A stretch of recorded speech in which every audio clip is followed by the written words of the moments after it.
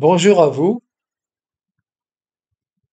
Nous sommes le lundi 29 juillet 2024 et il est 23h04 et vous êtes sur ma chaîne Chronique d'une colère ordinaire. Aujourd'hui, il s'agit de l'entretien de la colère numéro 12 et il s'intitule Jusqu'où vont-ils aller? Ils ont tout osé, tout détruit, tout transgressé. Rien ni personne ne trouve grâce à leurs yeux. Ils ont aussi assassiné, menti, volé votre argent. Et ce n'est qu'un début. Leur délire, leur fantasme, leur névrose ont pris corps dans un plan élaboré de longue date, consistant à contraindre la population occidentale à une soumission complète par la peur. Ils sont en passe de réussir. Ils vous ont fait accepter l'inacceptable. Vous n'avez pas réagi quand ils ont assassiné nos anciens dans les EHPAD en mettant en place une brigade spécialisée, les GIR, groupe d'intervention rapide chargé d'administrer le Rivotril aux personnes âgées souffrant de difficultés respiratoires, rapidement cataloguées comme Covid.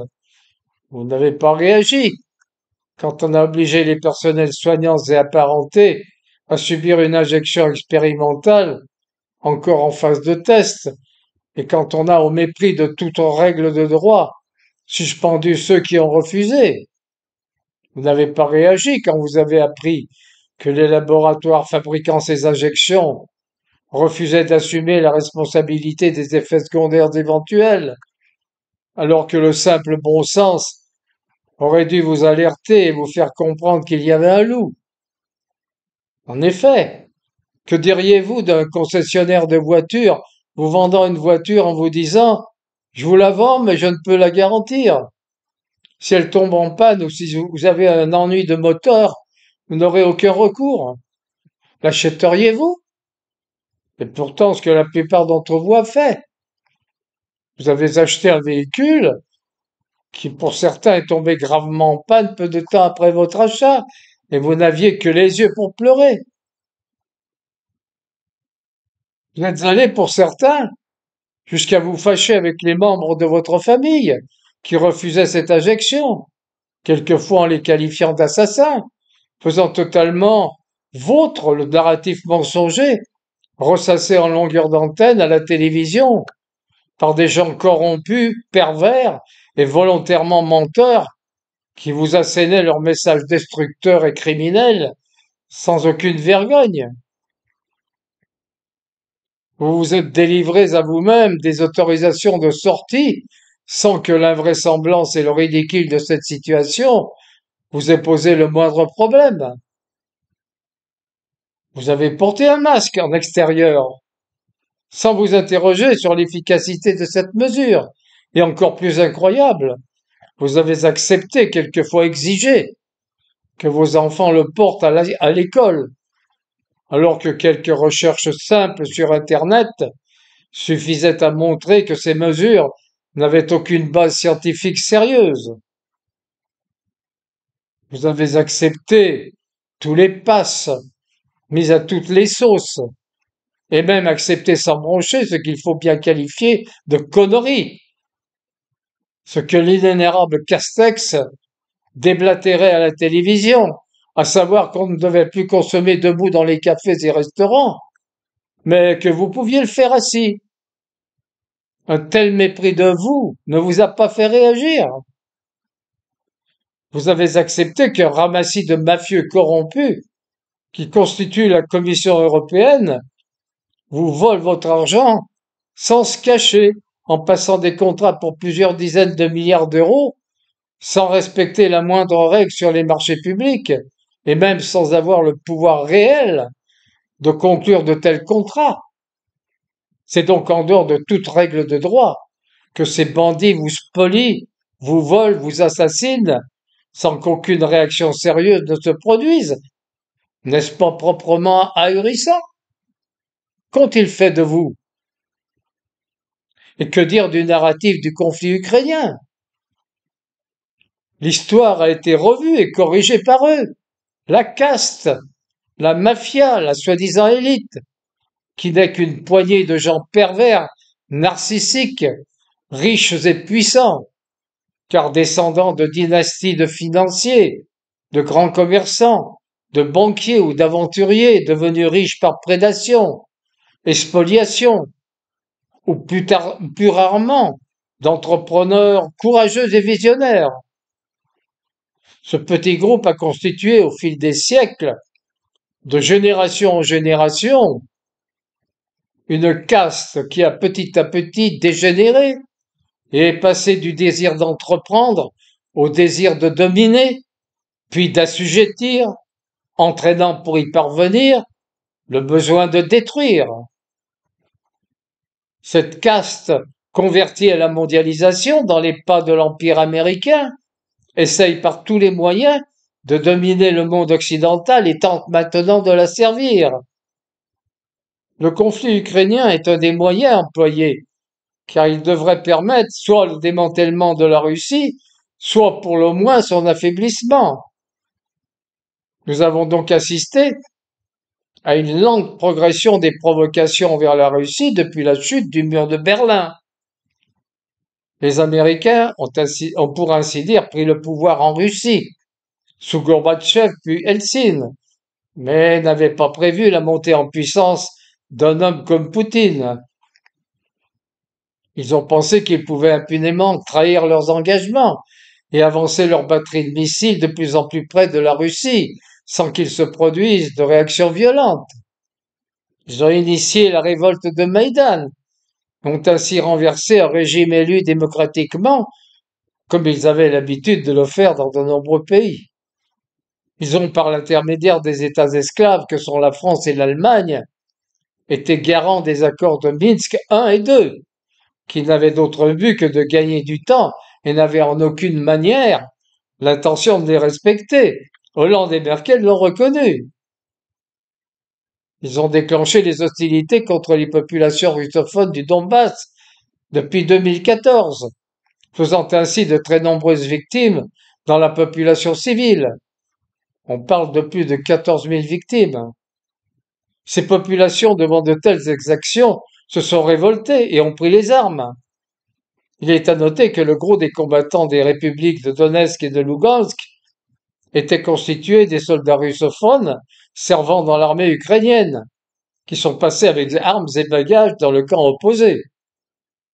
Il faut également noter que ces populations ne réclamaient pas au départ leur indépendance, mais une autonomie leur permettant de pratiquer leur langue, leur religion et d'avoir une certaine autonomie dans les décisions concernant les actes de la vie courante.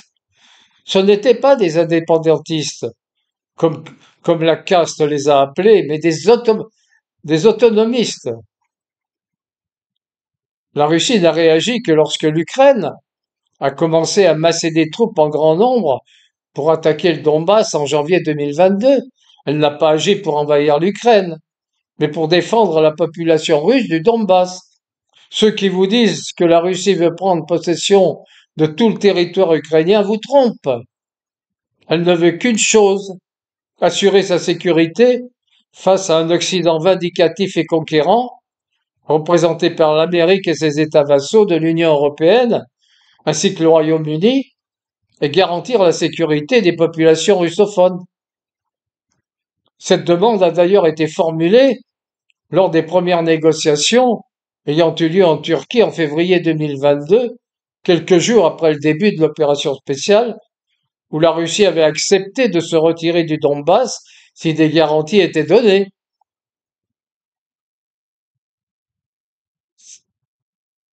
Cet accord, qui était en passe d'être signé, a capoté du fait des oukases présentés par l'Occident. Le, euh, le représentant anglais s'est rendu auprès de Zelensky et lui a intimé l'ordre de ne pas signer. C'est Boris Johnson. Il est bien évident qu'il n'en sera plus de même aujourd'hui. Les réalités du terrain étant ce qu'elles sont. La réalité, en effet. Tout ce qui refuse la caste perdu dans ses fantasmes, son idéologie, préférant croire à ce qui est conforme à ses désirs, plutôt qu'au réel, plus cruel, mais qui seul permettrait de mieux appréhender la situation et d'en tirer les bonnes décisions. Nous avons ainsi assisté aux mêmes méthodes que pendant la fausse pandémie. Mensonges, propagande, censure des médias alternatifs, qui essayaient de rétablir un équilibre dans l'information. Tout a été mis en œuvre pour fausser la réalité et faire apparaître la Russie comme un pays sous-développé, dictatorial, dont le peuple, sous la contrainte, est obligé d'obéir, alors que si on y réfléchit, ce serait plutôt l'Occident, et particulièrement la France, qui vit maintenant sous la contrainte et la peur, et pour lequel des médias aux ordres de l'oligarchie façonnent une réalité virtuelle qui n'a plus qu'un lointain rapport avec le monde réel. Nous avons eu notre grand argentier, génie de l'économie, de la finance et grand écrivain à ses heures, qui nous a déclaré que les sanctions décrétées par son maître, les États-Unis, allaient mettre l'économie russe à genoux. Résultat, la Russie a augmenté ses exportations de pétrole et de gaz et son économie n'a jamais été aussi florissante. La population russe devrait se révolter devant la dictature d'un tyran comme Poutine. Pourtant, il a été réélu avec plus de 80% des voix. Et les volontaires affluent pour venir grossir les rangs de l'opération spéciale. On vous a dit que les pertes russes étaient supérieures à celles de l'Ukraine. Mais alors comment expliquer les difficultés de recrutement en Ukraine, où ils sont maintenant obligés de contraindre les femmes et les jeunes gens de 18 ans à aller se battre sur le front? Comment expliquer les voitures des recruteurs ukrainiens incendiées? Comment justifier les crimes des bataillons nazis ukrainiens qui abattent tous ceux qui voudraient reculer ou se rendre? Nous avons donc assisté, et assistons encore, à un matraquage de propagande éhontée, grossière, qui ne peut convaincre que les plus crédules et les moins avertis d'entre nous. Quiconque a un semblant d'esprit critique, encore en réserve, peut s'apercevoir de l'imbécilité de leurs informations. Où tout cela va-t-il nous mener? Certains parlent d'une troisième guerre mondiale nucléaire. Si la Russie était moins puissante, ce serait possible. Mais Poutine, heureusement, a réussi en 20 ans à faire de son pays une puissance nucléaire particulièrement efficace et a su exploiter les découvertes françaises ignorées par la France, lui permettant de construire des missiles supersoniques sans autre équivalent. Je ne crois pas à un conflit nucléaire. Et j'ai bon espoir que les États-Unis, qui devraient bientôt changer de président, reviennent enfin à la raison et trouvent une solution de paix. Les Américains sont des anglo-saxons et savent coller à la réalité, même s'ils savent aussi la cacher aux autres. Ils vont s'en tirer, avec sinon les honneurs, du moins avec bénéfice. Ils auront détruit l'Europe pour au moins 20 ans et pourront peut-être entamer un changement de politique qui leur permettra d'assainir leurs finances. La France, comme l'Allemagne et les autres pays européens, est en mauvaise posture, mais surtout la France. Nous sommes en train de tomber et le gouffre est profond. Nous venons d'en avoir la preuve avec la cérémonie d'ouverture des Jeux Olympiques. Il y a tant à dire et tant a déjà été dit. C'est en fait un peu l'aboutissement de tout ce que je viens de résumer en quelques mots. C'est un tableau de ce que nous venons de vivre et de ce que nous allons subir, ou du moins de ce que la caste voudrait que nous subissions. C'est les symboles de la société qui nous est réservé pour notre plus grand bien, même si nous n'en avons pas encore saisi tous les bienfaits potentiels. Nous avons, nous avons eu la barque avec Charon, accompagné d'enfants, qui s'enfonce lentement dans un tunnel sombre et qui disparaît suggérant l'enlèvement de ses enfants entraînés vers la mort. Nous avons eu le spectacle de Marie-Antoinette, décapitée, qui chantait le Ça ira, l'évocation d'une des pages sanglantes de la Révolution, les moins glorieuses car basées sur des mensonges d'inceste avec son fils, permettant à la bourgeoisie gauchiste de lui couper la tête et d'enfermer son fils dans des conditions atroces jusqu'à la mort. Il y eut aussi le cheval pâle de l'Apocalypse. Et je regardais, et je vis paraître un cheval de couleur pâle. Et celui qui était monté dessus se nommait la mort, et l'enfer le suivait. Et le pouvoir leur fut donné sur la quatrième partie de la terre, pour faire mourir les hommes par l'épée, par la famine, par la mortalité, et par les bêtes sauvages de la terre. Nouveau Testament, Apocalypse, chapitre 6, 1, 8. Est-il besoin d'expliciter cette allégorie? Le projet d'eugénisme nourri par les Rothschild et repris dans le projet du nouvel ordre mondial est ici clairement énoncé. Nous avons eu également la joie de voir danser enfin, plutôt trémousser, la garde républicaine qui accompagnait les borborigmes de Aya Nakamura. Un crachat sur la République. Enfin, pour finir en apothéose, nous avons dû subir un pastiche de la scène, dernier repas de Jésus avant sa mort, représenté par une drag queen, encadrée par divers personnages plus ou moins inquiétants, dont un particulièrement, qui, regardant l'enfant à ses côtés, fait un geste d'égorgement. Que signifie ce geste et ce regard qui a précédé? Je vous laisse juge de son interprétation. Cette parodie nauséeuse de la scène m'a laissé pantois.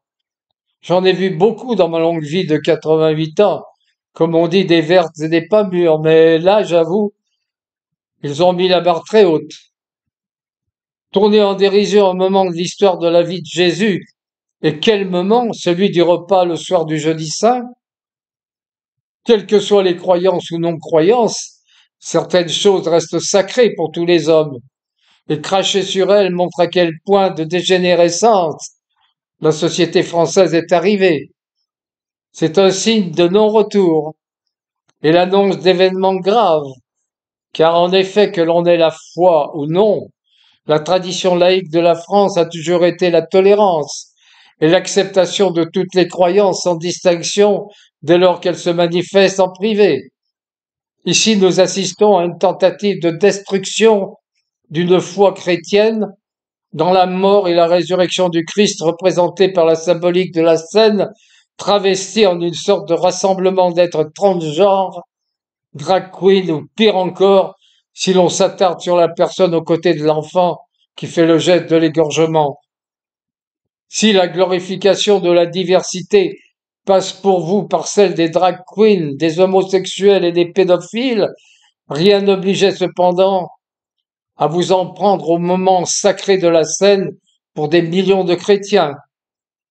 Cela montre bien votre sectarisme qui confine au fascisme, car vous n'acceptez aucune contradiction, aucune autre vision du monde que le vôtre.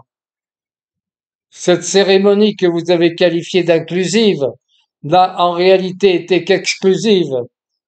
Elle a reflété l'idéologie perverse, nauséabonde d'une petite poignée d'individus vivant dans un cercle restreint, repliés sur eux et s'estimant supérieurs aux autres, de telle sorte que seuls sont capables de discerner ce qui est bon pour tous les autres. Les Olympiades, qui étaient traditionnellement en Grèce antique un moment de communion des peuples différents, qui, sublimant leurs conflits, s'affrontaient pacifiquement dans des épreuves sportives, sont devenues par le fait de cette cérémonie un moment qui divise et exacerbe les différences. Vous avez divisé au lieu d'unir en fraternité. vous allez très vite en subir les effets de vos divagations nauséeuses. Nous avons dans cette cérémonie l'affirmation de la volonté d'un monde nouveau clairement exprimé par Patrick Boucheron, historien ayant participé à l'élaboration de ce projet qui assume tout, joyeusement et collectivement, et affirme avec assurance: c'est une manière d'assurer crânement et énergiquement que c'est comme ça qu'on va vivre ensemble. C'est un projet politique qui nous projette en avant. Je suis tellement heureux que l'on ait pu donner à voir cela aux jeunes. Tout est dit. Vous savez ce qui vous attend. J'espère que le pass européen ne vous surprendra pas, ni d'ailleurs la monnaie numérique, pas plus que votre épargne confisquée, ni aussi votre propriété remise en cause. N'oubliez pas non plus qu'une prochaine pandémie est annoncée et qu'elle va être mortelle à plus de 50%. Mais rassurez-vous, un vaccin est déjà prêt et il est particulièrement efficace.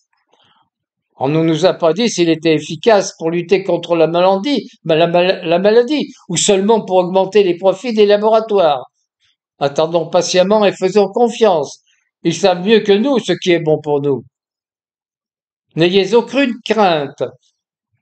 Toutes ces contraintes qui pourraient vous sembler restrictives de vos libertés ne sont en fait que pour votre bien. Gardez espoir et courbez la tête avant de plier l'échine. Merci de m'avoir écouté et à bientôt. J'espère.